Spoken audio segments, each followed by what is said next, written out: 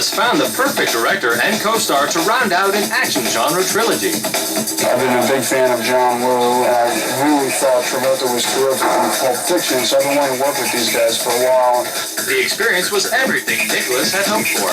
Face Off was a joy to work on. I mean, it was a very playful experience. John Travolta is somebody that really captures the spirit of acting in the funnest sense. We just had a good time working together.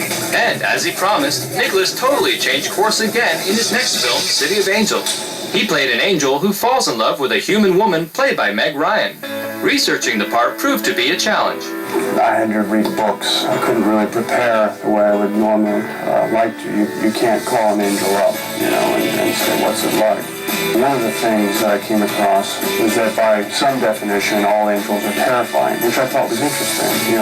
Normally we see the angel played as this sort of singing, golden light character, and I thought that this would be a chance to play as something a little more eerie, give it some complexity. And director Brad Silberling found that Nick had the unique qualities to make the character Seth come to life. I felt when I was reading the script the first time and every time subsequently that we really needed somebody with the strength of a silent film star. So much of the Seth character that we meet is without words. I'd always admired Nick's work, but I sat down with him. What I saw in his eyes was remarkable. I mean, he was able to convey so much without opening his mouth. So he was sort of the perfect choice. I can't imagine it now with anybody else. The movie was a hit, but always restless for something new. That same year, Nicholas tried his hand as a shady police detective in Brian De Palma's Snake Eyes. With City of Angels, I was more reserved. So by the time I got to Snake Eyes, I was excited to go. I wanted to get out of my, tight jacket and just explode. The background is that it's fight night, and there is an undeniable energy in a boxing match that's in the air, and so I wanted to really get that across in the first 20 minutes. Lock the door! Although their marriage was reportedly rocky, in 1999, master director Martin Scorsese cast the couple in a dark drama, Bringing Out the Dead. I've been wanting to work with Scorsese he's one of the reasons why I became an actor. Nicholas recognizes that there is a setback to having appeared in so many action pictures. The only thing I'm trying to look at is that people do not get confused by it. That this is Bringing Out the Dead, and there's Nick, and he looks like a paramedic. It must be an action film about ambulances. And then they go and they see it, and it's really kind of a harrowing examination of the sadness of living with loss. And in 2000, Nicholas jumped back into action as a master car thief in Gone in 60 Seconds. Oh, Nick's great. Nick's a really good guy, and he's a buddy. We got the giggles all the time, and he's just fun. Working on such material requires highly specialized training. I like to drive. I like to drive fast. I like to have an opportunity to do something that I sincerely enjoy, and to do it in a way where I'm getting paid for it is even better. I just wanted to make sure I didn't destroy any of the cameras that were mounted on the car. There were like $500,000 or $600,000 cameras, and if I'd taken one of those out, that would have been pretty humiliating.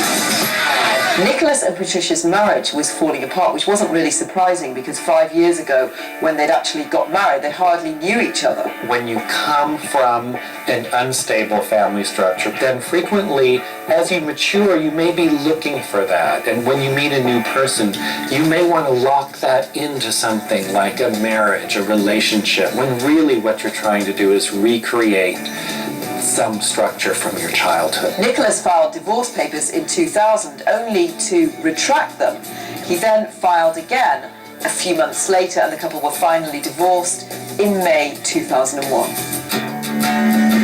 But Nicholas had already set his sights on someone else. The beautiful Lisa Marie Presley.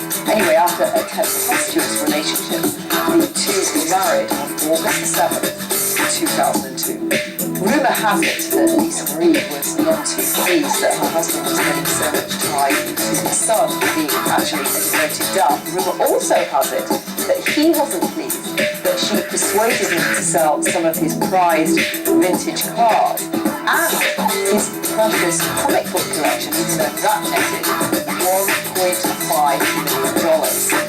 The two split up 107th day after their wedding date.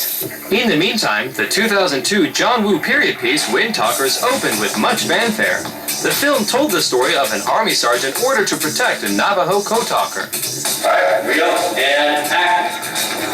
I have nothing but incredible respect for Indian culture and the Navajos and what they did in the war. That people know about this is important to me. Actor Christian Slater also played Sergeant Ox Henderson in the film. Nick Cage is great. I mean, he's just always been somebody I have admired as an actor and always wanted to do something with.